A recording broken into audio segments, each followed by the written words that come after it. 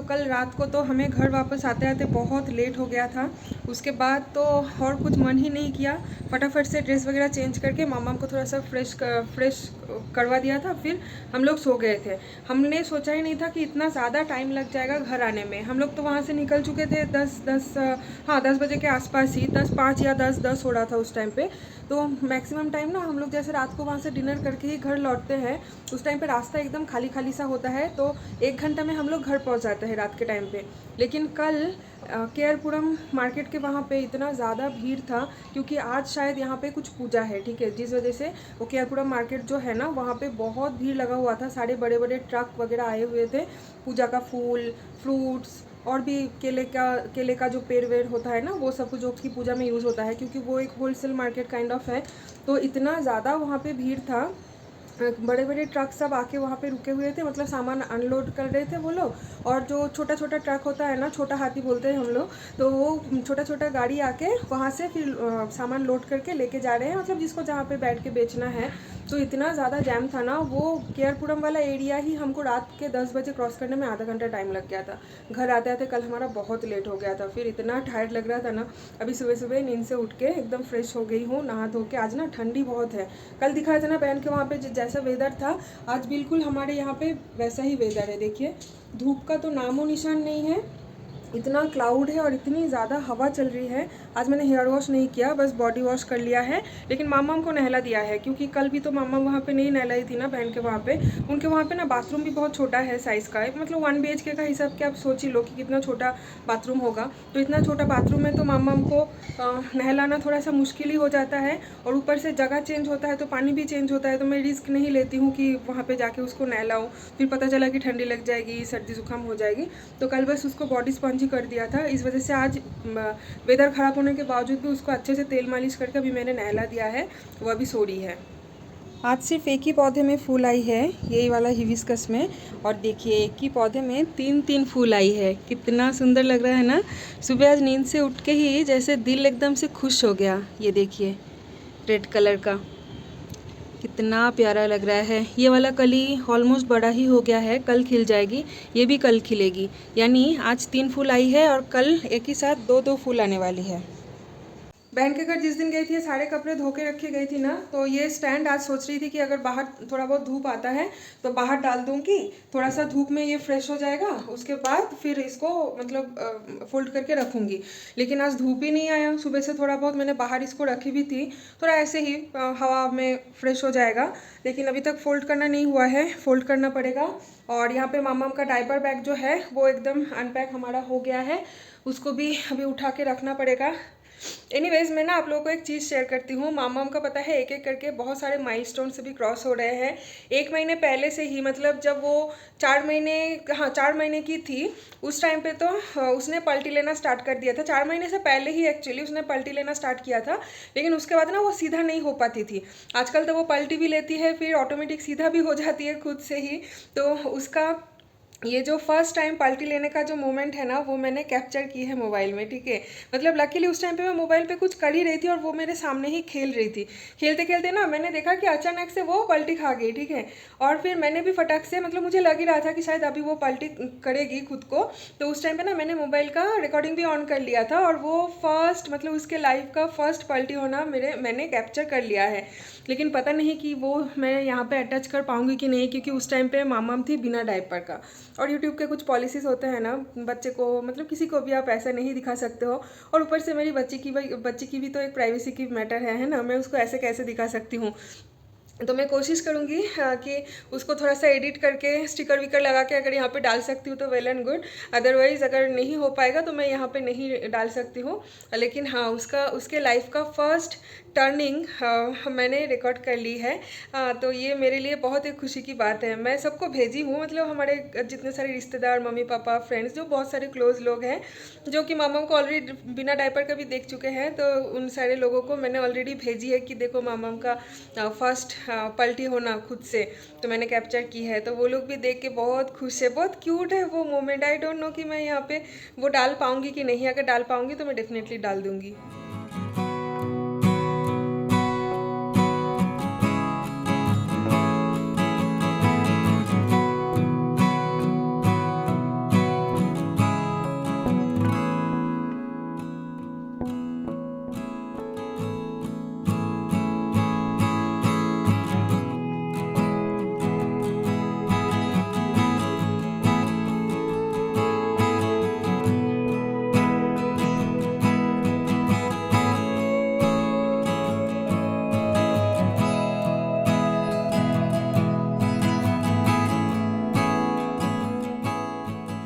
हमारे घर पे खाना आया है बाहर से। ज्योत्सना ने भेजी है आज का लंच। मैक्सिमम खाना उसी ने ही भेजी है।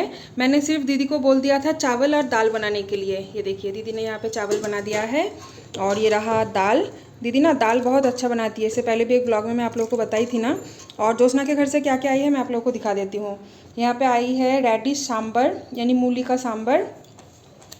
यहाँ पे है वड़ा, ग्रीन मूंग दाल का वड़ा है ये, जो नॉर्मल उड़द दाल का वड़ा वो लोग बनाते हैं ना, ये वो वाला नहीं है, ये थोड़ा डिफरेंट है। यहाँ पे तो देख रही हूँ कि थोड़ा और वड़ा है, समझ में नहीं आ रहा है कि सेम वड़ा है या दूसरा, मतलब दो टाइप का वड़ा उसने बनाई है, पता नहीं। और यहाँ पे है स्वीट पोंगल, जैगरी डाल के ये बनाई है ना, इसलिए इसका कलर थोड़ा सा डार्क आया है। एक्चुअली कल रात को ही ज्योत्सना ने मुझे इन्फॉर्म कर दिया था कि आज उसके घर में कुछ पूजा है, तो भगवान को वो प्रसाद के हिसाब से जो जो खाना चढ़ाएगी वो सब कुछ वो मुझे भेजेगी। तो मुझे तो पता ही था। तो सुबह के टाइम पे जब दीदी आई काम करने के लिए, काम खत्म होने के बाद दीदी ने मुझे एज़ यूजुअल जैसे पूछती है वैसे ही पूछा कि मैडम लंच में क्या बनाना है। तो मैंने उनको बोला कि तुम सिर्फ चावल और दाल बना दो, बाकी खाना मेरे फ्रेंड के घर से आ रहा है, उसके घर में पूजा है। तो फिर दीदी वही बना के गई है। पहले से ज्योत्सना बता देती है ना, तो फिर मेरे लिए थोड़ा सा आसान होता है कि ठीक है मैं नेक्स्ट दिन कुछ कम खाना बनवाओ दीदी से। नहीं तो फिर क्या होता है ना, ज्योत्सना भी भेजेगी खाना, फिर दीदी को भी मैं प्रॉपर लंच बनाने के लिए बोलूँगी, फिर इतना सारा खाना हो जाएगा। और आजकल तो जैसे हम लोग ना लेफ्ट ओवर खाना और नहीं खाते हैं, क्योंकि दीदी दोपहर को भी एकदम फ्रेश बना के जाती है, फिर शाम के टाइम पे आती है, उस टाइम पे भी दीदी फ्रेश खाना बना के जाती है। इसलिए आजकल तो बासी खाने का सीन है नहीं। और ट्रस्ट में बासी नहीं खा रहे हैं हम लोग, दोनों टाइम फ्रेश खाना बनवा के खा रहे हैं। इसलिए ना मेरा पेट का हालत भी अभी काफ़ी सही है। मैं लास्ट कुछ महीने से जो मेरा तकलीफ़ से मैं गुजर रही थी ना गाइज़, मैं आप लोगों को शायद बोल भी नहीं सकती, बहुत तकलीफ़ हो रहा था। तो एनीवेज़ वो जो ज्योत्सना ने वड़ा भेजी है ना, वड़ा के नीचे बैंगन फ्राई भी है, मैंने वो नोटिस नहीं किया था। ज्योत्सना ने कल रात को मुझे बोला था लेकिन मैं भूल गई। तो जैसे ही मैंने वड़ा का ढक्कन खोला, सौरभ आ गया, तो एक एक वड़ा हम दोनों ने खाया। खा के फिर नीचे देख रहे हैं कि बैंगन फ्राई है। वो लोग ना बैंगन फ्राई थोड़ा अलग टाइप का बनाते हैं। हम लोग जैसे आलू पोस्तो बनाने के लिए आलू काटते हैं ना इतना मोटा मोटा, तो वो लोग बैंगन को वैसे कट करते हैं छोटे छोटे पीसेस में। कट करने के बाद पीनट रोस्ट करके उसमें पीनट रोस्ट करके क्रश करते हैं, फिर पीनट का जो पाउडर है वो उसमें डालते हैं, मिक्स करते हैं, तो बहुत अच्छा लगता है। मैंने तो एक पीस ट्राई भी किया है, बहुत बढ़िया लगा। अभी वैसे हम लोग लंच कर ही लेंगे, सौरभ का पूजा भी हो गया है, टाइम हो रहा है अभी दोपहर के 1:15। तो चलिए अभी लंच कर लेते हैं, फिर मिलते हैं आप लोगों से। ये बुके याद है ना आप लोगों को, कल रात को बहन के वहाँ से घर आते टाइम सौरभ ने मुझे गिफ्ट किया था ना रास्ते में ही। तो ये तो रात को मैंने ऐसे ही छोड़ दिया था क्योंकि हमारा तो घर आते आते काफ़ी लेट हो गया था ना। तो अभी सोच रही हूँ कि इसको पानी में रखते हैं, अदरवाइज़ ये तो ज़्यादा दिन तक टिकेगा ही नहीं। और हस्बैंड के हाथों से प्यारे प्यारे से गुलाब के बुके गिफ्ट किया हुआ मैं तो ऐसे ही ख़राब नहीं कर सकती। तो मेरे पास ये जो एक ग्लास जार था जिसमें मैं मनी प्लांट रखा करती थी, तो ये वाला ना मनी प्लांट ख़राब हो गया है, तो ये खाली पड़ा हुआ था, तो सोच रही हूँ कि इसी में ही रख देती हूँ।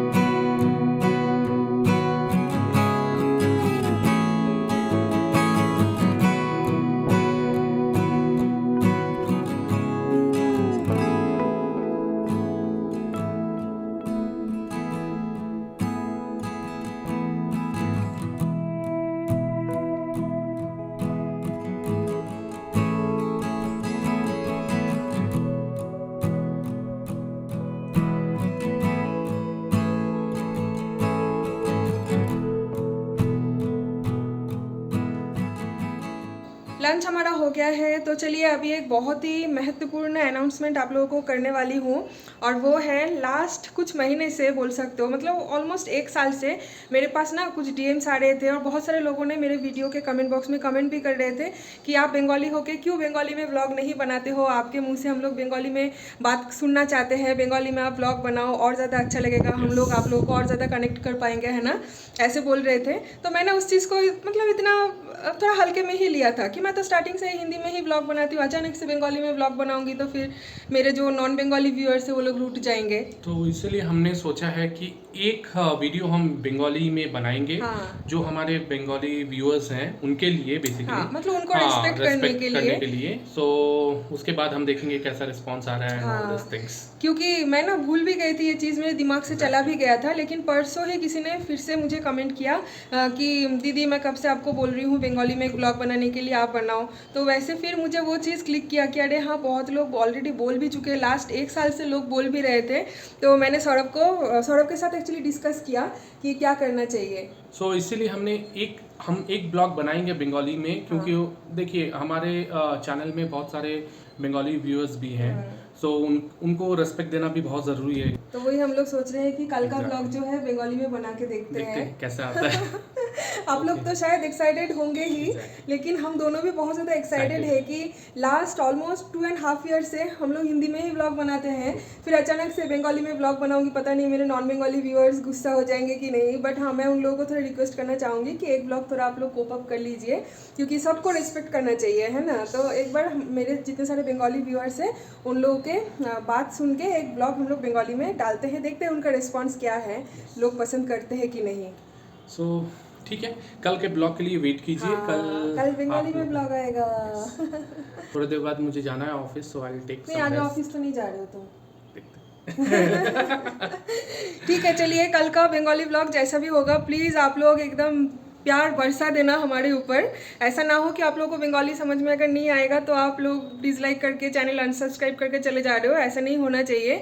एज़ यूजुअल जैसे आप लोग हमें प्यार देते आ रहे हो वैसे ही प्यार देना है, ठीक है। गुड इवनिंग एवरीवन, टाइम अभी हो रही है शाम के 6:45। लंच करने के बाद थोड़ी देर के लिए ना मेरी आँख लग गई थी, सो गई थी मैं बहुत ही बुरी तरीके से। अभी देख रहे हैं कि बाहर बारिश स्टार्ट हो गई है। सौरभ ने ही बोला कि बाहर बारिश हो रही है, थोड़ा चाय कॉफ़ी कुछ बना दो। फिर मैं हड़बड़ी में उठी, क्योंकि बाहर ना बालकनी में मामा का कुछ कपड़ा वगैरह सूखने के लिए डाली थी, तो देख रही हूँ कि थोड़ा थोड़ा तो भीग भी गए हैं वो सारे। और देखिए क्या खतरनाक क्लाउड है। ओह माय गॉड, मामाम को देखिए, मैं थोड़ा सा चाय बनाने क्या गई, इतने में ही ये अपना बिस्तर छोड़ के यहाँ तक क्रॉल करके चली गई है। देखिए, मतलब आइडियली क्रॉल करना तो अभी उसको आता नहीं है, लेकिन ये नोरा फतेही का हाई गर्मी वाला जो स्टेप है ना, हुक स्टेप, वो करते करते वो पूरा बेड में क्रॉल करती रहती है। देखिए यहाँ पे उसका बेड मैंने लगाई थी, और इधर तो पूरा मैंने पिलो से कवर भी कर दिया है, इधर भी एक बड़ा सा पिलो दे दिया, उधर भी दे दिया है। मैंने सोचा था कि शायद यहाँ से वो उस साइड में जाएगी नहीं, अभी देखिए वो कहाँ चली गई है। थोड़ा और जाएगी ना, यहाँ पे थोड़ा सा गैप है, इधर जाके वो फंस जाएगी। মাম্মা কি হচ্ছে এগুলো?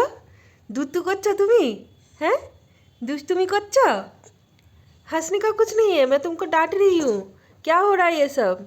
हाँ, मैं तुमको 2 मिनट के लिए छोड़ के किचन भी नहीं जा सकती क्या? वॉशरूम भी नहीं जा सकती?